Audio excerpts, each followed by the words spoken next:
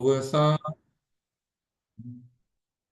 यस्य स्वयं स्वभावाप्ति रभावे कृत्स्नकर्मणः तस्मै संज्ञानरूपाय नमोस्तु परमात्मने। पंच परमेष्टि भगवान की जय। देवादिदेव श्री 1008 ऋषभ देव भगवान की जय। परम पूज्य आचार्य प्रवर श्री पूज्यपाद देवनंदी महाराज की जय। परम पूज्य आचार्य गुरुवर श्री विद्यासागर जी आचार्य श्री समय सागर जी महाराज की जय। जगत पूज्य निर्व्यापक शमण मुनि पुंगव श्री सुधा सागर जी महाराज की जय। द्वादशांग जिनवाणी माता की जय।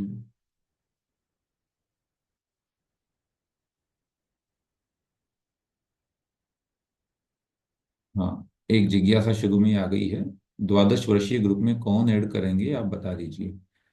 ग्रुप में आपको फिर ये क्लास का लिंक कैसे मिल रहा है? अपने पर्सनल ग्रुप से मिल रहा होगा ना। मैंने कल किसी से रिक्वेस्ट किया भी था। आप तो जिनसे लिंक प्राप्त हुआ है अपने पर्सनल ग्रुप में जहाँ कहीं से भी, उनसे रिक्वेस्ट कीजिए वो हमको, या हमारे नंबर पर एक बार हम नंबर लिख देते हैं, 8290192295। ये चैट बॉक्स में मैंने डाला है। इस पर रिक्वेस्ट भेज दिए तो हम आपको ग्रुप का लिंक भेज देंगे, उससे आप उसमें ऐड हो पाएंगे। ठीक है ना, अध्ययन के लिए। और पुस्तक, यदि आप लोगों को किसी ने पुस्तक के लिए पूछा था, पुस्तक जिनको भी चाहिए, सुधा सागरम ऐप में पुस्तक का भी लिंक दिया हुआ है। आप उस पर क्लिक करके और ऑन पेमेंट आपके अपने आप पुस्तक पहुंच जाएगी। तो पुस्तक अवश्य रखें ताकि याद किया जा सके, क्योंकि पीडीएफ आभासी है और ये कुछ देर के लिए सामने रहेगी। फिर मेरा ये अनुभव कहता है कि पुस्तक से जो याद किया जाता है वह स्थायी याद रहता है, और पीडीएफ से जो याद करने का हम प्रयास करते हैं वो बहुत लॉन्ग टाइम तक हमारे मेमोरी में नहीं रह पाता। इसलिए आप लोग याद रखिए। एक प्रश्न और है, हाउ टू काउंट मात्राज इन छंद, ये मैं आपको सिखाता हूँ, कोई बात नहीं है ना, आज करते हैं इसको चर्चा। अस्तु, सर्वप्रथम हम पढ़ते हैं। जितना हमने पाठ पढ़ लिया है उसका एक बार उच्चारण मात्र सभी लोग म्यूट करके अपने स्थान पर ही इसको बोलेंगे मेरे साथ। यस्य स्वयं स्वभावाप्ति रभावे कृत्स्न कर्मणः तस्मै संज्ञानरूपाय नमोस्तु परमात्मने। योग्योपादानयोगेन दृश्यतः स्वर्णतामता द्रव्यादिस्वादिसम्पत्ता द्रव्यादिस्वादिसम्पत्ता वात्मनोऽप्यात्मतामता वरं व्रतैः पदं दैवं नाव्रतैर्वतनारकम् छायातपस्थयोर्भेदः प्रतिपालयतोर्महान् यत्र भावः शिवं दत्ते द्यहुकी यद्दूरवर्तिनि यो नयत्याशु गव्यूतिं क्रोशार्धे किं ससीदति ऋषिकजमनातङ्कं दीर्घकालोपलालितं नाके नाकौकसां सौख्यं नाके नाकौकसामिव वासनामात्रमेवैतत् सुखं दुःखं च देहिनां तथा ह्युद्वेजयन्त्येते भोगारोगा इवापदि मोहेन संवृतं ज्ञानं स्वभावं लभते नहि मत्तः पुमान् पदार्थानां यथा मदनकूद्रवैः वपुर्गृहं धनं दारः पुत्रः मित्राणि शत्रवः सर्वथान्यस्वभावानि मूढः स्वानि प्रपद्यते दिग्देशेभ्यः खगायेत्य संवसन्ति नगे नगे स्वस्वकार्यवशाद्यान्ति देशे दिक्षु प्रगे प्रगे विराधकः कथं हन्त्रे जनाय परिकुप्यति त्यङ्गुलं पातयन् पद्भ्यां स्वयं दंडेन पात्यते। यहाँ तक का अध्ययन हमने किया। कल की कक्षा में पद्य संख्या 9 और 10 को हमने जाना। दिग्देशेभ्यः विभिन्न दिशाओं से खगाहा पक्षी एत्य आकर के, दिशाओं और देशों दोनों लगाएंगे, दिग्देशेभ्यः माने विभिन्न दिशाओं और विभिन्न क्षेत्रों से, विभिन्न देशों से आकर के पक्षी नगे नगे संवसंती, पेड़ों पर ठहरते हैं, वृक्षों पर ठहरते हैं। और प्रगे प्रगे, सवेरे होते ही, प्रातः काल होते ही, स्व स्व कार्य वशात, अपने अपने काम से, देशे विभिन्न देशों में, और दिक्षु माने विभिन्न दिशाओं में, यान्ति चले जाते हैं। उसी प्रकार हम परिवार मित्र अथवा जो भी हमारे संबंधी लोग हैं जिनसे हम परिचित हैं, वे भी इस वर्तमान काल रूपी जो वृक्ष है, इस पर परिवार रूपी जो वृक्ष है उस पर आए हैं। और कहाँ से आए कोई पता नहीं है, और कहाँ जाएंगे कुछ पता नहीं, कहीं पर भी जा सकते हैं, कभी भी जा सकते हैं। अतः ये हमको विशेष ध्यान रखना है कि कोई भी इस संसार में हमारा नहीं है, ये सब केवल एक संयोग है, क्षणिक संयोग है, पेड़ों के उनके समान।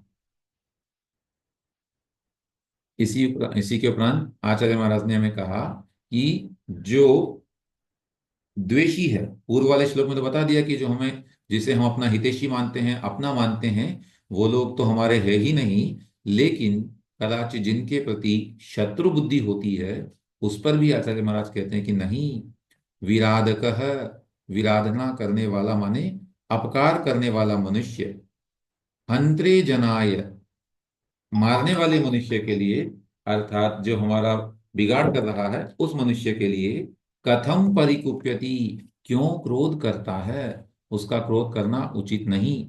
जैसे त्र्यंगुलम पातयन पदभ्याम, त्र्यंगुल को अपने पैरों से, त्र्यंगुल माने एक प्रकार का फावड़ा, जिससे जिसमें तीन एक तरह से हिस्से होते हैं, आगे की ओर तीन कांटे होते हैं एक तरह से, उसको, तीन अंगुले वाले फावड़े को पदभ्याम अपने पैरों से, पातयन गिराता हुआ, कोई व्यक्ति उसको अगर ऐसा पैर से लात मारेगा तो उसका डंडा ऊपर उठ करके स्वयं खुद ही दंडे न पात्यते, वह डंडे के द्वारा गिरा दिया जाता है।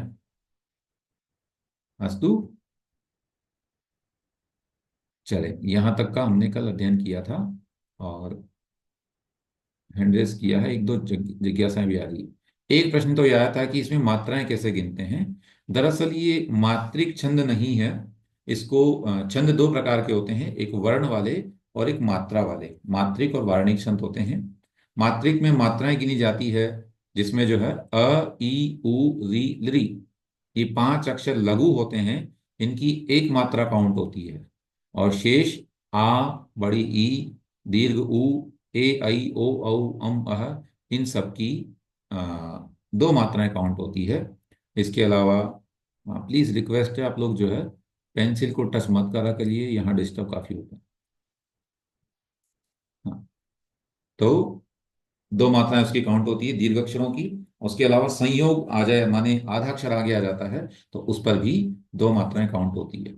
फिलहाल मात्रिक छंद की यहाँ चर्चा नहीं है, यहाँ है वार्णिक छंद की चर्चा, माने अक्षर वाले छंद, जिसमें कितने अक्षर हैं या वर्ण हैं।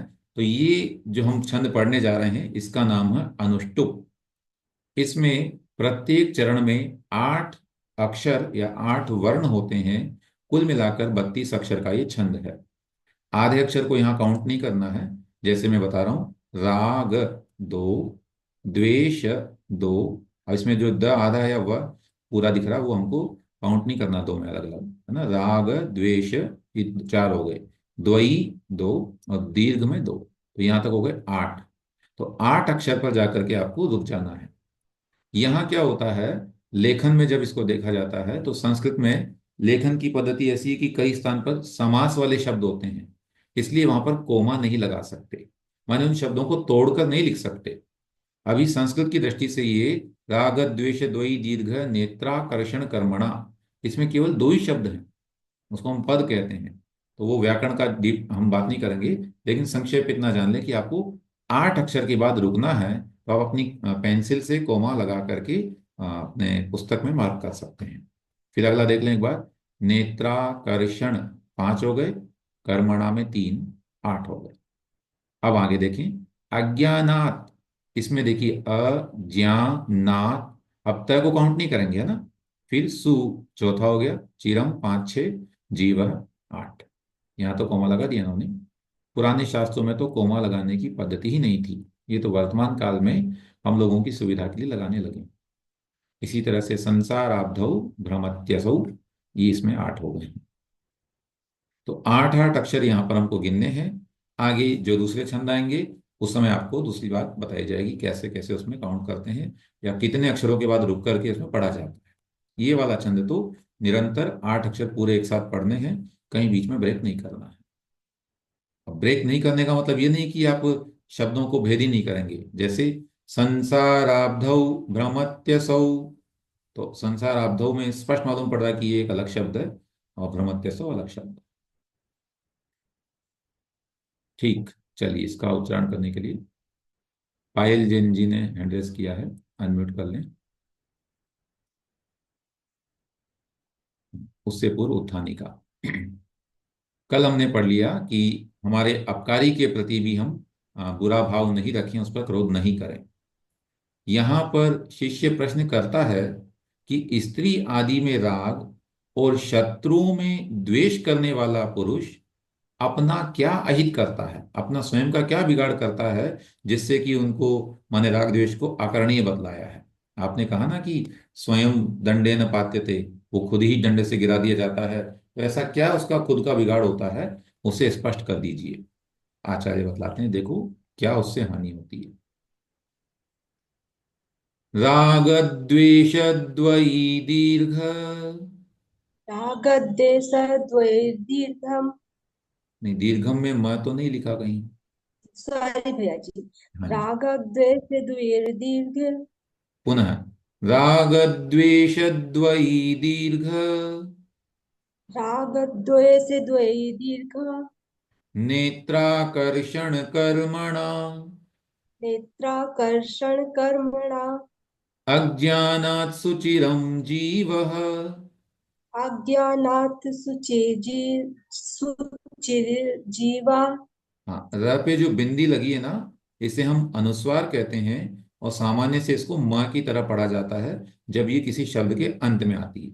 ठीक है, अज्ञानात् सुचिरं जीवः, अज्ञानात् सुचिरं जीवा।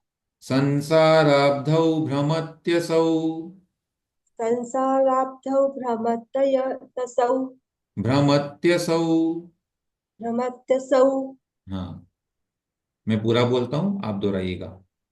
राग द्वेष द्वयी दीर्घ, नेत्राकर्षण कर्मणा, अज्ञानात् सुचिरं जीवः, संसाराब्धौ भ्रमत्यसौ। रागद्वेषद्वयी दीर्घौ। नेत्राकर्षण कर्मणा। अज्ञानात् सुचिरं चिरं जीवा। संसाराब्धौ भ्रमत्यसौ। देखें, इसमें आपने राग द्वेष यहां तक तो सही पकड़ा, फिर द्वेष के बाद में उसको श को हलंत पढ़ रहे हैं, राग द्वेष द्वयी दीर्घ, जबकि यहां पर भी आधा अक्षर आ रहा तो उसको जोर दे के पढ़ना है। राग जी। द्वेष द्वयी दीर्घ, ऐसा बोलना। रागद्वेषद्वयी दीर्घ। द्वेष द्वयी नहीं, द्वेष द्वयी। दो द्वेषद्वयी दीर्घ। हाँ ऐसा। चलिए, सभी लोग भी ध्यान देंगे, पढ़ते समय हमको एक एक अक्षर का उच्चारण करना है, एक भी अक्षर छूटे नहीं, एक भी अक्षर अतिरिक्त ना लगे, है ना। जो आचार्य महाराज ने लिखा है उसको हम उसी रूप में पढ़ें, इसका भी महान फल है। शुद्ध उच्चारण का भी बड़ा प्रभाव है। आचार्यों के 10 भेद हमने कहीं पढ़े, उसमें उच्चारणाचार्य भी एक हुआ करते हैं। संघ में वे शाम्भवत है, उच्चारण पर विशेष ध्यान देते हैं या सिखाते होंगे, ऐसा मेरा अनुमान है। एग्जैक्टली मुझे याद नहीं आ रहा अभी, लेकिन उच्चारणाचार्य भी एक आचार्य हुआ करते हैं। तो ये इसका अपना महत्व है। हमको आचार्यों की वाणी को बड़े सावधानी से और शुद्धि से पढ़ने का प्रयास करना चाहिए। लेकिन साथ ही यहाँ कहना चाहूंगा, डरना बिल्कुल नहीं। अनेक लोग घबराते हैं कि हमसे गलती तो नहीं है, हमको कोई दोष तो नहीं लग जाएगा, हम कहीं अशुद्ध पढ़ेंगे तो बड़ा पाप तो नहीं हो जाएगा। बिल्कुल नहीं डरना। कई बार ये शंका समाधान में प्रश्न हमने सुना है। पूज्य प्रमाण सागर जी महाराज साहब, पूज्य गुरुदेव सुधा सागर जी महाराज साहब के शंका समाधानों में अनेक लोग ये प्रश्न करते हैं कि महाराज जी हम ऐसा संस्कृत का वक्तामृत पढ़ते हैं, हमें शुद्ध तो आता नहीं, कहीं हमसे दोष तो नहीं हो रहा है। नहीं, डरना नहीं। शुरुआत में हमको पढ़ने का जैसा बने अभ्यास करना है, फिर धीरे धीरे जानकार लोगों के संपर्क से शुद्धि बनानी चाहिए। अस्तु। मैं स्वयं भी ये नहीं कह सकता हूं कि मैं 100% शुद्ध हूं, लेकिन अभ्यास करेंगे तो हम सबको फल मिलेगा। चलें। राग, द्वेष, द्वयी, दीर्घ, नेत्रा। यहां पर एक शब्द निकलेगा नेत्रा, और आकर्षण कर्मणा। इसमें से आकर्षण अलग कर लेंगे, ठीक है ना। नेत्रा आकर्षण कर्मणा अज्ञानात् सुचिरम जीवः संसार अब्धौ, संसार अब्धौ, संसार अब्धौ भ्रमति असौ। भ्रमति प्लस असौ, जिन्होंने व्याकरण थोड़ी बहुत पढ़ी है हिंदी अथवा संस्कृत में, वो यण संधि जानते होंगे। ई के स्थान पर यह हो जाता है, तो भ्रमति प्लस असौ, यहां दो शब्द निकलेंगे। देखें, आचार्य कह रहे हैं राग, द्वेष, द्वयी माने राग और द्वेष की, द्वयी माने दो, दीर्घ बड़ी लंबी लंबी, है ना, बड़े आकार वाली, नेत्रा। नेत्रा बोलते हैं संस्कृत भाषा में रस्सी को, जो डोरी है, वो रस्सी या डोरी कहें, उसको नेत्री बोलते हैं, है ना, नेत्री। यहाँ लिख के दिखाऊं या तो एक मिनट, इसमें व्हाइट बोर्ड आएगा क्या? ठीक है, शेयर व्हाइट बोर्ड कैसे बनेगा? नहीं, इसमें नहीं आ रहा। हम्म, चलिए इसका भी मैं प्रयास कर सकता हूँ।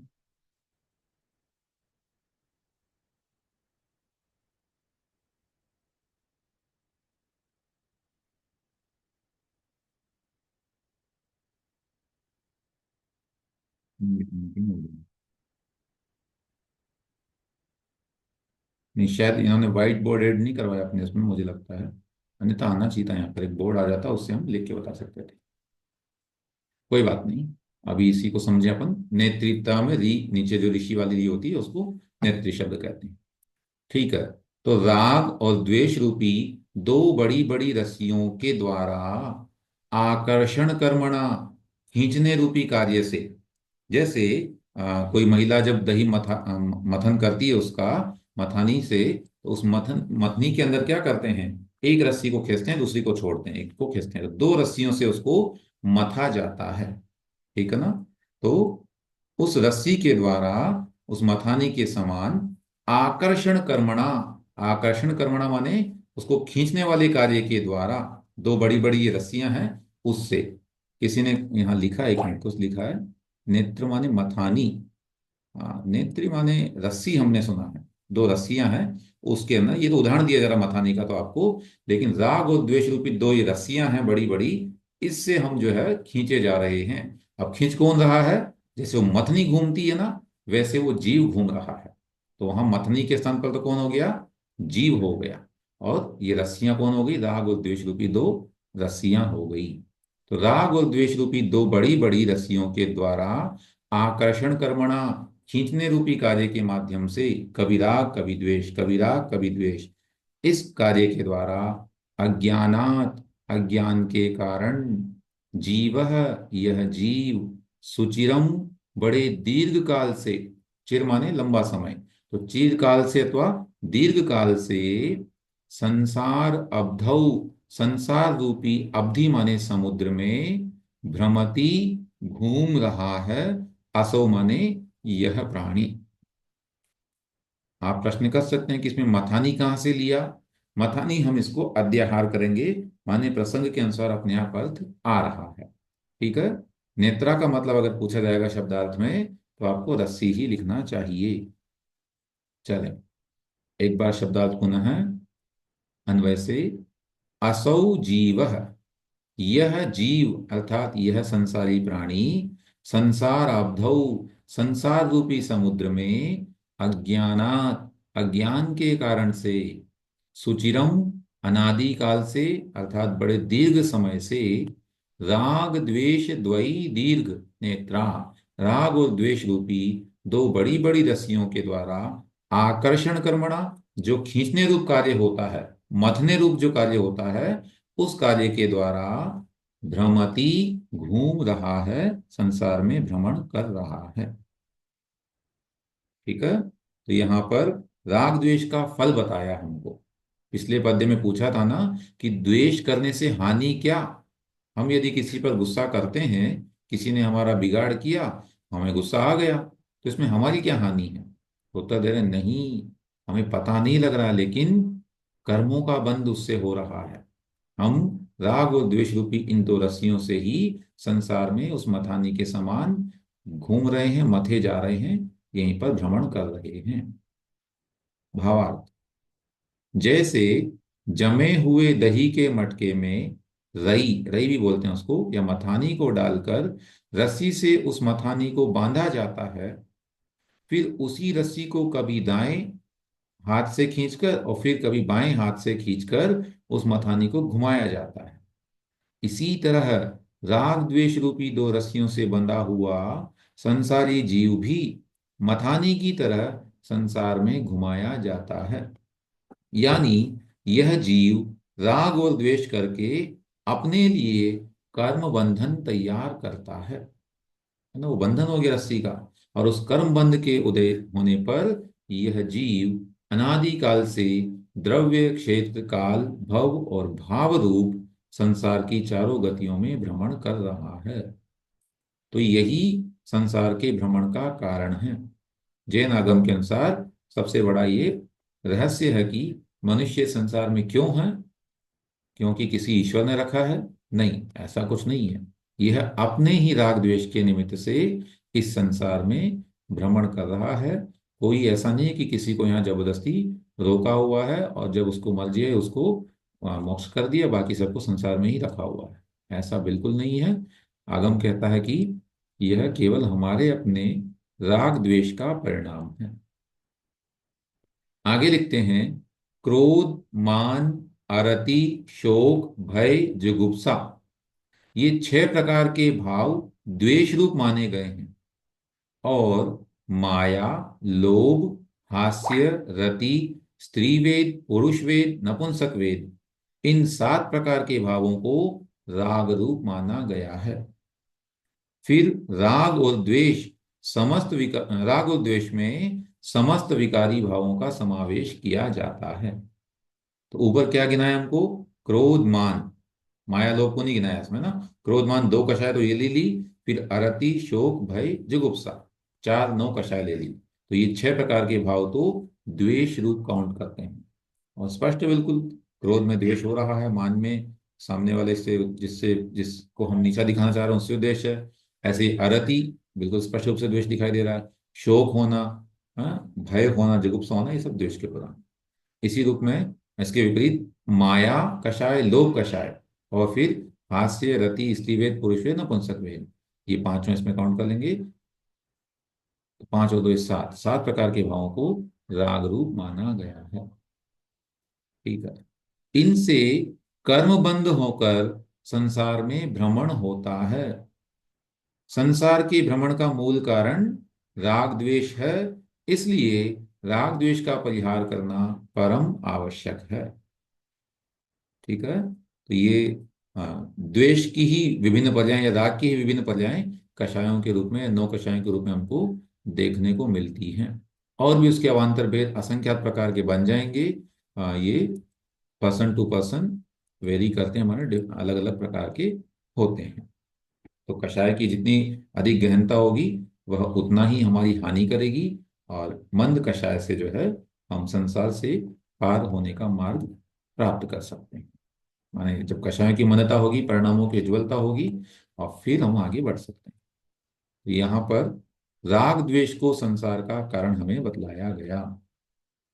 चलिए, स्पष्ट है राग द्वेष से हानि क्या है। यहाँ पर शिष्य पूछता है, स्वामिन, माना कि मोक्ष में जीव सुखी रहता है, किंतु संसार में भी जीव सुखी रहे तो क्या हानि है? उद्देश्य तो सुख ही है ना फाइनली। कारण कि संसार के सभी प्राणी सुख को ही प्राप्त करना चाहते हैं। जब जीव संसार में ही सुखी हो जाए तो फिर संसार में ऐसी क्या खराबी है कि जिससे संत पुरुष उसके नाश करने के लिए प्रयत्न किया करते हैं। ये प्रश्न भी कई बार जो है आरंभिक स्तर के लोगों को तो आ ही सकता है कि आखिर संसार में भी क्या खराबी है, इतना अच्छा सुख आप बतला रहे हैं, जो इंद्रों को सुख है, चक्रवर्ती की संपदा है इत्यादि, ये क्या कम है, निरंतर इतने लंबे समय के लिए मिल रही है। तो उस पर आचार्य कह रहे हैं नहीं, इसमें वो आनंद नहीं है, क्योंकि यहाँ क्या समस्या है उसका कारण बतलाते हैं, और उससे भी हम एग्री करेंगे, अभी तुरंत एग्री हो जाएंगे कि बात तो बिल्कुल ये भी सही है। चलें, देखें कौन उच्चारण करना चाहेंगे। जो पहले पढ़ चुके हैं प्लीज वो नहीं करेंगे अनम्यूट या हैंड रेज भी। निवेदिता जैन जी, आप अनम्यूट कर लेंगे।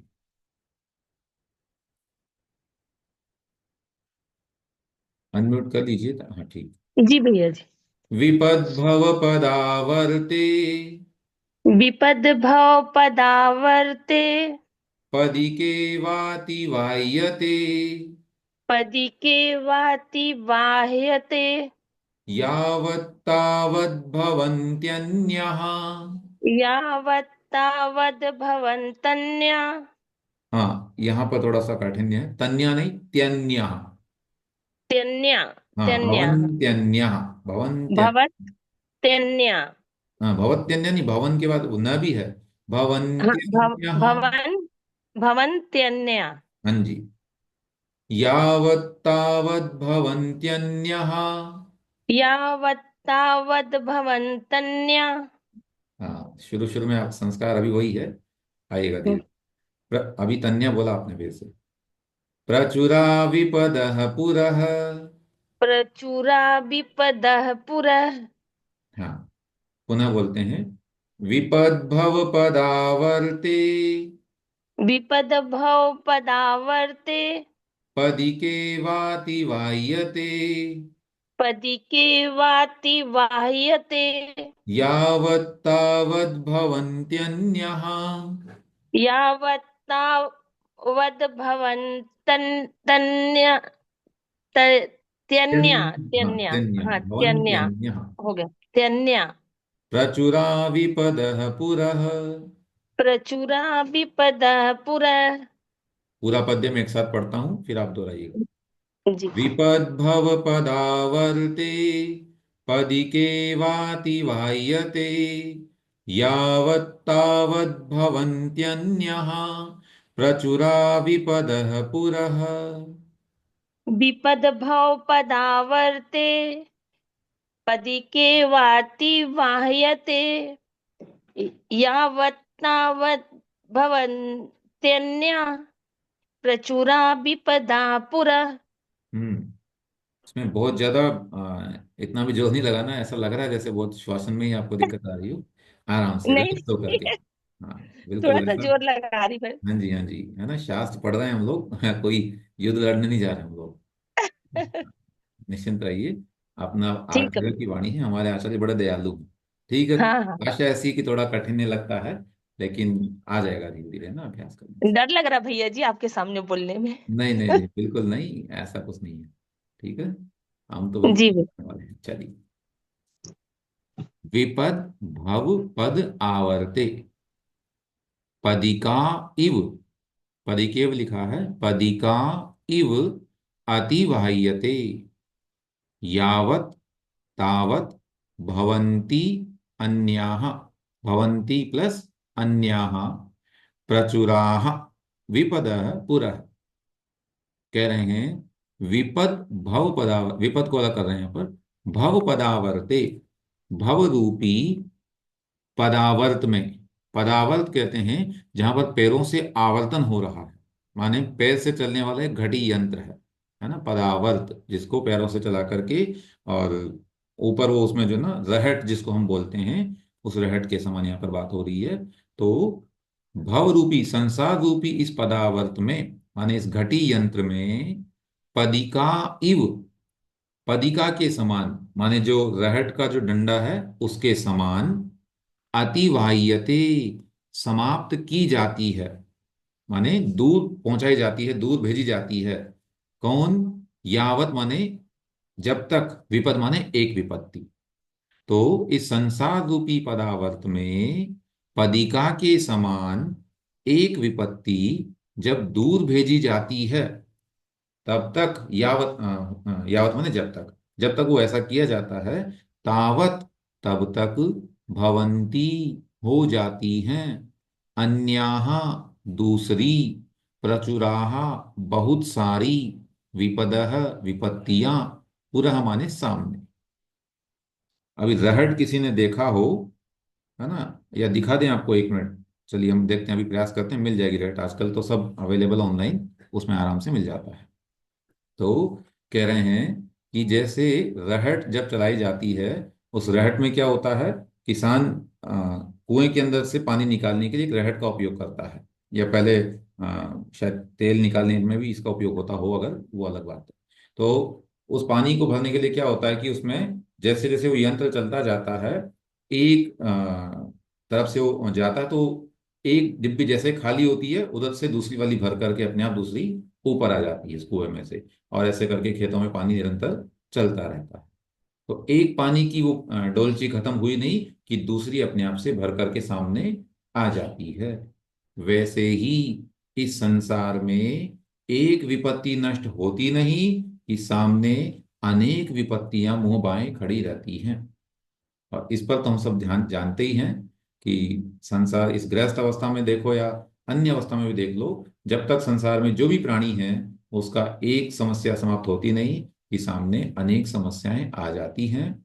हम सब इस बात में बिल्कुल अनुभवी हैं, जानते हैं। तो इस संसार का स्वरूप यही है। हाँ देखिए, शायद किसी ने भेजा भी है इसमें, राइट, बिल्कुल, ये दर्शनी जैन जी ने भेजा है। क्या मैं इसको शो कर सकता हूँ यहाँ पर? 1 मिनट, इसमें ओपन तो हुई गई। हाँ, चलिए, ये तो केवल इसमें जो इमेज है, आपको दिखाता हूँ एक बार, दिख रही होगा या नहीं। ये देखिए, ये जो इमेज है, इसमें ये घूमता रहता है, लेकिन ये इतनी क्लियर नहीं है जितना एक वीडियो से भी क्लियर हो सकता है।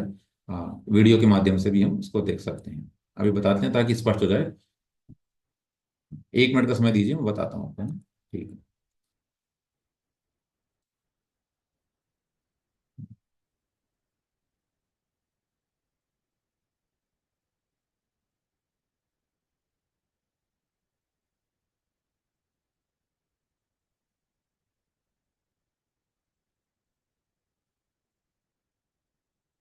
If you want to become a pro Python developer without having any prior knowledge on the subject, then join our 30-day Python using AI bootcamp. एक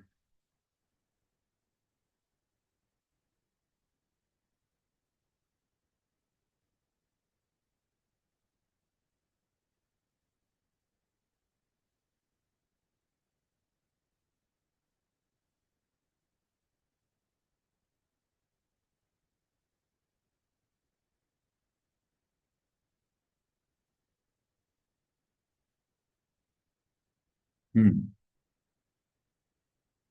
ये आ गया है, आप लोगों को शेयर कर दे रहे हैं, 1 मिनट।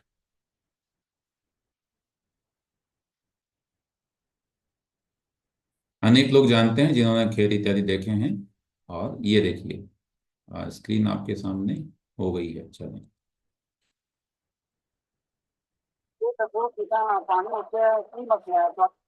देख पा रहे हैं, ये बैल घूम रहा है, और अभी तो इसमें पैरों से, मतलब वो घूम रहा है, वैसे उसमें पदिका का मतलब पैरों से चलना बताया गया है। तो आप देख पा रहे हैं? पहले तो ये क्लियर करें, 1 मिनट, सूचित करें, 1 मिनट। हाँ, देख पा रहे हैं, ठीक है।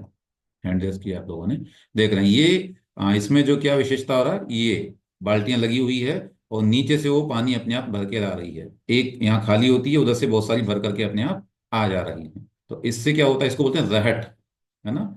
हाँ, एक खाली होती है, और उसके बाद में बहुत सारी अपने आप भरती जाती हैं, निरंतर वो भर रही हैं, है ना? ऐसे ही संसार का यह विपत्तियों का काल है कि एक विपत्ति जाती नहीं, उसके पहले बहुत सारी भर करके सामने आ जाती हैं। चलिए, इसको करते हैं बंद, और हम आते हैं अपने वापस विषय पर। चलिए, तो ये रहट का उदाहरण आचार्य महाराज ने देखा, उस समय भी रहट चलती रही होगी जब आचार्य महाराज ने ग्रंथ लिखा। तो ये भी एक इसका प्रतीक है कि रहट की जो परंपरा है वो बहुत पुरानी हमारे कृषि यंत्र के रूप में उपयोग की जाती रही है। चलिए, तो पुनः एक बार शब्दार्थ बताते हुए भावार्थ पढ़ते हैं। यावत, जब तक, या हाँ जब तक, भव पदावर्ते, भव रूपी पदावर्त में, संसार रूपी इस रहट में, पदिका इव, एक पदिका के समान, एक उस रहट की डंडे के समान, विपद, एक विपत्ति, अतिवाह्यते, दूर की जाती है, समाप्त की जाती है, तावत, तब तक, अन्याः, दूसरी, प्रचुराः, बहुत सारी, विपदः माने विपत्तियां, पुरः भवन्ति, सामने आ जाती हैं। अतः हम ये नहीं कह सकते कि संसार के सुख में भी क्या हानि है ना। संसार में ये हानि है कि यहाँ एक दुख जाता नहीं, बहुत सारे आ जाते हैं। भावार्थ, संसार रूपी घटी यंत्र में, अर्थात कुएं से पानी निकालने के रहट में, पैर से चलाने वाले घटी यंत्र के डंडे के समान, जब तक शारीरिक, मानसिक और आगंतुक रूप 3 प्रकार का दुख कहा गया है, इस किसी एक विपत्ति को समाप्त किया जाता है, तब तक दूसरी प्रचुर विपत्तियां सामने आ जाती हैं। अर्थात रहट द्वारा कुएं से पानी निकालते समय पैर के डंडे को दबाकर एक बर्तन रिक्त किया जाता है, खाली किया जाता है, उतने में अनेक दूसरे पानी से भरे बर्तन सामने आ जाते हैं। अब ये पुराना पैर वाला कोई यंत्र रहा होगा तो उसका अलग से क्षमता, यहाँ हमने बैल वाला देखा है। उसी प्रकार संसार रूपी कुएं से एक दुष्कर्म का फल रूप विपत्ति का भोग किया जाता है, इतने में अनेक भूख, प्यास आदि विपत्तियां आ जाती हैं। अतः संसार विपत्तियों तथा आकुलताओं का भंडार है, ये तय है। इसलिए ये कभी नहीं सोचना कि संसार के सुख में ही आनंद ले लिया जाए। संसार हमारा लक्ष्य होना ही नहीं चाहिए। हम आगम जिस रूप में पढ़ रहे हैं, स्पष्ट रूप से धारणा बननी चाहिए कि अंतिम लक्ष्य तो हमारा मोक्ष ही है। ठीक है, अस्तु, आज के लिए इतना रखते हैं। और अब जो है आप लोगों के प्रश्नोत्तर का सेशन हम यहाँ पर ओपन करते हैं। जिनको भी प्रश्न हो वे हैंड रेज कर लेंगे, जिनके केवल उच्चारण के लिए जिन्होंने ओपन किया था वो हैंड डाउन कर लेंगे। जी, प्रतिभा जैन जी आप बोलिए, अनम्यूट कीजिए। चलिए मैं अलाउ कर रहा हूँ, एक मिनट, सभी को अलाउ कर रहा हूँ। हाँ बोलिए प्रतिभा जी। भैया जी जय जिनेन्द्र, जय जी। स्वयं का अपकार करने वाले पर क्रोध करना कैसा है, तो इसका उत्तर क्या होगा? आपने क्या विचार किया, आपने लिखा है इसका उत्तर? वो थोड़ा सा समझ में भी नहीं आ रहा था भैया जी। स्वयं का अपकार करने वाले पर क्रोध करना। हाँ हाँ, जो हमारा बुरा कर रहा है उस पर जी क्रोध करना कैसा है? उस पर क्रोध करना वैसा ही है जैसे त्रिंगुल पर पैर मारकर स्वयं को गिरा देना। अच्छा जी भैया जी, जैसे कि ट्रायंगुल पर पैर मारकर स्वयं को गिरा देना। हाँ जी जी, ठीक। धन्यवाद जी, भैया जी। हाँ, प्रिया जय पहाड़िया जी बोलिए। जय जिनेन्द्र भैया जी। जय जी। अरति और जुगुप्सा का मीनिंग क्या है? अरति अर्थात कोई चीज अच्छी नहीं लगना, है ना। अच्छा। और जुगुप्स हाँ मतलब उससे घृणा होना। दोनों में माइनर जी। डिफरेंस। एक तो है कि पसंद नहीं होना, और एक उससे बिल्कुल सुहाना ही, उसको दूर करना, माने देखते ही जो उसको गुस्सा टाइप का आना, या जुगुप्सा माने घृणा होना। ठीक है ना। कोई अच्छा। चीज़ मान लीजिए हाँ किसी ठीक। पसंद नहीं तो उसमें अरति है। मान लीजिए किसी को करेला पसंद नहीं है, वो अरति है। लेकिन कोई मलिन वस्तु देख करके जो भाव आता है वो उसकी जुगुप्सा हो जाती है। ठीक है चलिए, भैया जी, जय जय। जय जी। आनंद जैन जी आप पूछिए। जय जिनेन्द्र भैया जी। जय जी। ये जो भाव के राग वाले 7 प्रकार हैं, हाँ हाँ माया, लोभ, हास्य, रति, हाँ हाँ स्त्री वेद, पुरुष वेद और नपुंसक वेद, हाँ। इनका क्या मीनिंग है? स्त्री वेद का तात्पर्य होता है पुरुष में रमण की इच्छा, उसको स्त्री वेद कहते हैं। पुरुष वेद माने स्त्री के प्रति रमण की जो भाव होता है वो पुरुष वेद कहलाता है। ऐसे ही स्त्री और पुरुष दोनों के प्रति रमण का भाव नपुंसक वेद। 3 प्रकार के वेद ये होते हैं। ये भी कषाय रूप परिणाम है, आंशिक कषाय है ये। वो जो 9 कर्म है उससे ये हाँ जी, हाँ डिफरेंट जी, है क्या? 9 कर्मों में ही ये। नहीं नहीं नहीं वही। जी, वही है ना? हाँ जी। ओके। चलिए, जय जी। वंदना दीदी पूछ रहे हैं भोपाल से। भैया जी जो नेत्री आपने बोला है तो ता में री की मात्रा लगेगी, जी, री ऋषि वाली। हाँ हाँ। और दूसरे इस किताब में जो लिखा है उसका अर्थ लिखा है राग द्वेष दई दीर्घा, और नेत्राकर्षण अलग ले लिया तो इसी में आ जाएगा, क्योंकि इसका अर्थ लिखा है राग द्वेष रूपी दो डोरियों से। तो नेत्री माने डोरी हो गई, तो इसमें नेत्र आ जाएगा ना, नहीं, जो किताब में हमारी इस वाली जो किताब में जो दिया है हाँ, सामने उसका। अभी लिखा तो है सामने, बोलिए दोबारा क्या कह रहे हैं। राग द्वेष दई दीर्घा दिया है और उसका अर्थ लिखा है राग द्वेष रूपी दो डोरियों से। तो जो नेत्र है ना वो दूसरे ब्रैकेट अच्छा, में चला उसमें गया, चला तो गया। नेत्र इस तो पर ये इसमें आना चाहिए ना। पीडीएफ में तो नहीं है ऐसा, आपकी कौन सी पुस्तक है? मेरी जो ये वाली है, ये जो अभी सांगानेर से मंगवाई थी। अरे, तो उसमें और इसमें डिफरेंस आया है, अच्छा। चलो, इसको हम देखते हैं, नई वाली हम भी मंगवा लेते हैं। बाकी हमें जो पीडीएफ उन्होंने भेजी है उसमें तो ऐसा नहीं है, हाँ उसमें। आपके में सही दिया है। हाँ जी, हमारे में क्या नेत्र उन्होंने अलग कर दिया, अलग कर दिया। नेत्राकर्षण वाला अलग कर दिया और डोरी इधर ले लिया, नहीं अर्थ में नहीं, डोरी हाँ ले वो लिया। गलत हो गया। नेत्र का मतलब ठीक है रस्सी हाँ। होता है, ये हमको अच्छी तरह से ध्यान है। ठीक है ठीक। बल्कि देशी भाषाओं में नेति बोलते हैं उसको, आज भी। अच्छा हमने नहीं सुना कभी। हमने सुना है, देसी भाषा में हम्म जो है रस्सी को नेति भी बोला जाता है। हम्म। चलिए, चल ठीक। शशि जी बोलिए, शशि जैन के नाम से आईडी है, शशि। भैया जी जय जिनेन। जय सिंह जी। वो ना एक बार यहाँ पे माता जी आई थी, उन्होंने ये बताया कि टमाटर में 23 कषाय होती हैं। टमाटर में 23 कषाय होती हैं? हाँ जी, कि सभी के अंदर 23 कषाय हैं। तो मुझे ये समझ नहीं आया, टमाटर में क्रोध मान माया लोभ कैसे हो जाएगा मतलब। ये है दरअसल, ये सिद्धांत का विषय है। दूसरी बात इसमें, 23 कषाय तो उन्होंने कौन सी दो कम करी उसमें? उसमें वेद कम करे हैं, जैसे हमारे स्त्रीलिंग है तो ठीक नपुंसक है, वेद ठीक है, ठीक है, और पुल्लिंग वेद कम ठीक कर है, दो दिया। कम कर दी, राइट। हाँ, ऐसे तो ही उन्होंने देखिए, सबने बोला कि 23 मिथ्यात्व कषाय का होती है उदय है, टमाटर में। समझें, मिथ्यात्व का उदय है, एकेंद्रिय जाति का जीव है, तो उसके हाँ मिथ्यात्व जी। का उदय है। अब जहां मिथ्यात्व वहां तो अनंतानुबंधी उदय में आ ही रही है, अनंतानुबंधी के साथ ही उदय में आती है वो, तो डेफिनेटली उसके सभी कक्षाएं पाई जाएंगी। ठीक है, जब जय जब जिनेन। अनंतानुबंधी कक्षाएं आ गई मतलब सब अपने आप उसमें आ गई उसकी, है ना, बाकी सब तो आई गई। तो भैया जी टमाटर में थोड़ी सभी सभी सभी एक सभी केंद्रीय में वो जीवों तो एक में है। एग्जाम्पल दिया उन्होंने, टमाटर तो वनस्पति। हाँ। सभी में बताया उन्होंने, हाँ सभी जी, में। जल काय वगैरह सब में हम्म। है। ठीक, जय जिनेन। श्वेता जैन जी पूछिए गुना से, शीघ्रता करें, समय। जय जय जय भैया जी। जी। भैया जी ये हमारा ज्ञान वस्तु के सही स्वरूप को क्यों नहीं जानता है? इसलिए क्योंकि वो मोह से ढका हुआ है हमारा ज्ञान। क्योंकि वह मोह से हम्म। आच्छादित है या ढका हुआ है। और तीसरे वाले वो उसमें श्लोक में असंयम से नरक की प्राप्ति होती है। हाँ जी, जी बस भैया जी मतलब कंफर्म करना था सही लिखा है कि नहीं मैंने। ठीक है, ठीक है, कोई दिक्कत और जो पत्नी पुत्र मित्र आदि को अपना समझता है वह कौन है? तो मूर्ख मूढ़ा स्वामी नहीं। वह प्रपद्यते। मोही है, मूढ़ है। मूर्ख है। हाँ, मूर्ख नहीं, मोही या मूढ़ कह रहे हैं वहां पर। मूढ़ शब्द अच्छा। का मूढ़ भी अर्थ होता है, लेकिन हमारे यहाँ आगम की परिप्रेक्ष्य में मोह से युक्त व्यक्ति को मूढ़ कह रहे हैं। मोही प्राणी मतलब ये। हाँ जी, मोही प्राणी। हाँ, मनोज जैन जी। प्रोफेसर मनोज जैन जी, आप बोलिए।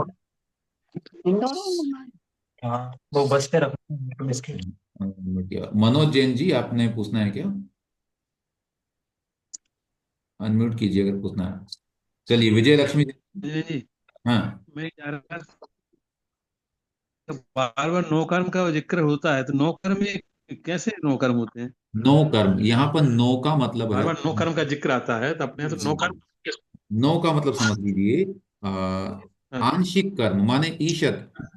नो शब्द जो है ना दो अर्थों में आता है। यहाँ एक तो अपन वो हाँ, नौ वाला नाइन जो है ना, वो नहीं है। अपन नाइन वाले के लिए दो मात्रा होती है, नव, है ना, या नौ। हम बात कर रहे हैं एन ओ अच्छा, नो। नो वाली, है ना, न में ओ की मात्रा, सिंगल ओ की मात्रा। तो नो कर्म का मतलब होता है ईशत कर्म या आंशिक कर्म। ऐसे ही नो कषाय होती है, तो वह नौ कषाय का मतलब आंशिक कषाय, थोड़ी लघु कषाय है।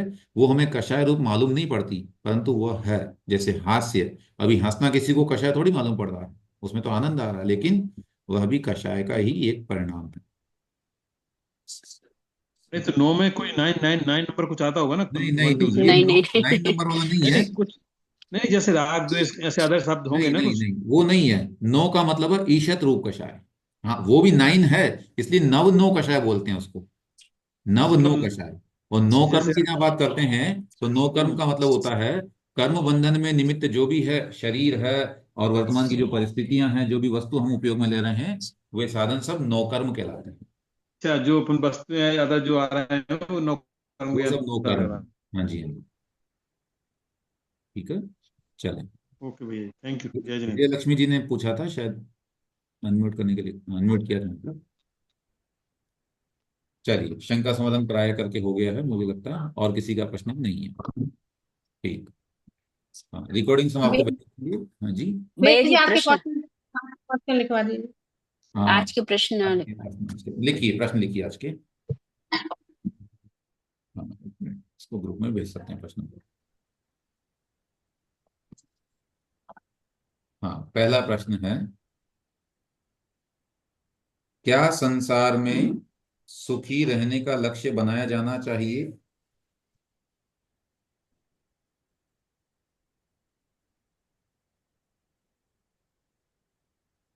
क्या संसार में सुखी रहने का लक्ष्य बनाया जाना चाहिए? यदि नहीं तो क्यों?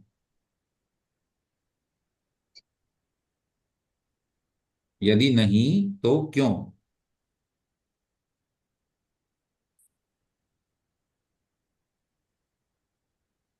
दूसरा प्रश्न, राग और द्वेष को राग और द्वेष को किसकी उपमा दी गई है?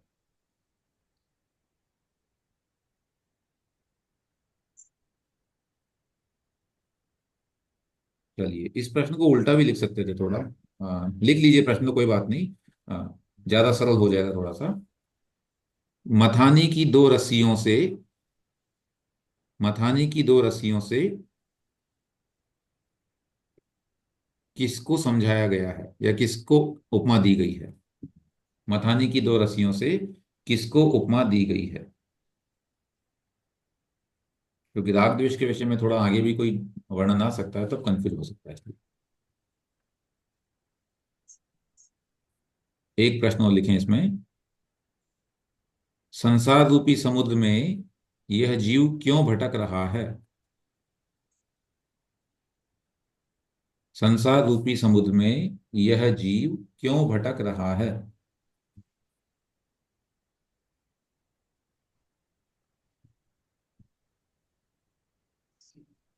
हाँ, चलिए, आज के लिए इतने प्रश्न रख लेते हैं। अब हम जिन स्तुति करते हैं।